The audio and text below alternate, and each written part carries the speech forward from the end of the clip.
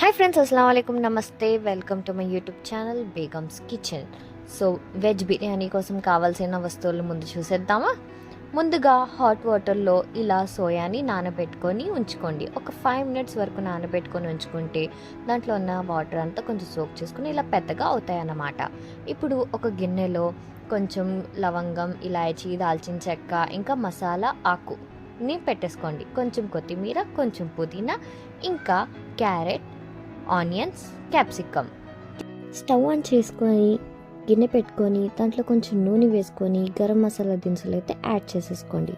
అది వేడెక్కాక దాంట్లో చాప్ చేసి ఉంచుకున్న ఆనియన్స్ని అయితే యాడ్ చేసుకోండి. యాడ్ చేసుకొని బాగా వేయించుకోండి.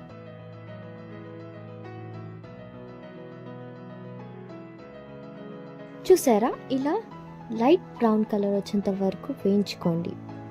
వేయించుకున్న తర్వాత ఇందులో 2 పెద్ద స్పూన్ అంత వరకు అల్లం వెల్లుల్లి పేస్ట్ని అయితే యాడ్ చేసుకోండి. యాడ్ చేసుకొని దీని పచ్చివాసన పోయేంత వరకు వేయించుకోండి. బాగా ఒకసారి వేయించేసుకున్న తర్వాత మనం చాప్ చేసి ఉంచుకున్న క్యారెట్ ఇంకా క్యాప్సికమ్ని దీంట్లో యాడ్ చేసుకోండి. యాడ్ చేసుకొని వాటిని కూడా బాగా వేయించేసుకోండి. చూసారా, ఇలా అన్నిటినీ కూడా వేసుకొని బాగా వేయించేసుకోండి. వేయించుకున్న తర్వాత అందులోనే మనం చాప్ చేసి ఉంచుకున్న టొమాటోలను అయితే యాడ్ చేసుకోండి. యాడ్ చేసుకొని దాన్ని కూడా ఒకసారి బాగా కలిపేసుకోండి. ఇప్పుడు మనం ఇందాకలా సోక్ చేసి ఉంచుకున్న సోయానైతే ఇలా ఒకసారి బాగా పిండేసుకొని యాడ్ చేసేసుకోండి. పిండడం వల్ల దాంట్లో ఉన్న వాటర్ అంతా పోతుంది అన్నమాట.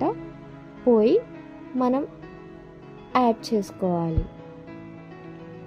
యాడ్ చేసుకొని దాన్ని ఒకసారి కలిపేసుకోండి. మసాలా మొత్తం పట్టేలాగా కలిపేసుకొని ఇప్పుడు అందులో నానబెట్టి కొంచెం వాష్ చేసుకున్న కొత్తిమీర, పుదీనా దాన్ని కూడా యాడ్ చేసుకోండి.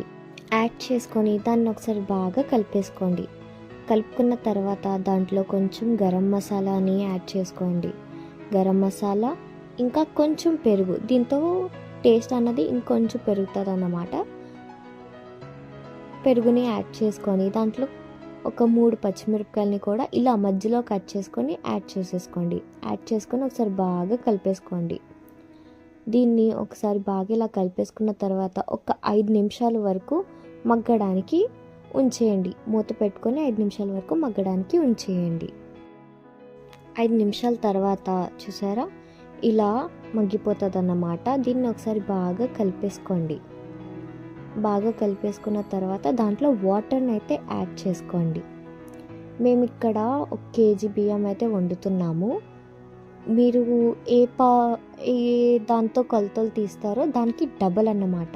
మేమైతే ఈ పౌసర్తో తీసుకున్నాం కాబట్టి దీనికి డబల్ వాటర్ అయితే యాడ్ చేస్తాము. మీరు ఏ దాంతో తీసుకుంటే దానికి డబల్ వాటర్ అయితే యాడ్ చేసుకోండి. ఇలా యాడ్ చేసుకొని ఒకసారి బాగా కలిపేసుకొని ఒక కొంచెం ఉప్పుని కూడా యాడ్ చేసుకోండి. యాడ్ చేసుకొని ఒక మంచి బాయిల్ వచ్చేంత వరకు అయితే ఉంచేసుకోండి. చూసారా, మంచిగా బాయిల్ అయితే అయిపోయింది. ఇప్పుడు దీంట్లో ఉప్పు సరిపోయిందో లేదో ఒకసారి చెక్ చేసుకొని ఉప్పు సరిపోతే మనం రైస్ని అయితే యాడ్ చేసుకోండి. రైస్ కావాలంటే నానబెట్టుకున్న రైస్ అయినా యాడ్ చేసుకోవచ్చు, లేకపోతే ఒక 2 సార్లు కడిగేసుకొని పక్కన ఉంచేసుకున్న రైస్ అయినా పర్లేదు. యాడ్ చేసేసుకొని దాన్ని బాగా కలిపేసుకొని ఉక్కిరికి కొంచెం మూత పెట్టుకొని ఆవిరికి ఉంచేసుకోండి. చూసారా, మన బిర్యానీ అయితే రెడీ అయిపోయింది. మధ్యలో ఒకసారి మూత ఎప్పుకొని ఒకసారి కలుపుకోండి. దానివల్ల ఏంటంటే ప్రతి బియ్యం కూడా ఉడుకుతుంది అన్నమాట. అంతే, మీ veg biryani is ready. Serve చేసుకోండి, ఎంజాయ్ చేసుకోండి.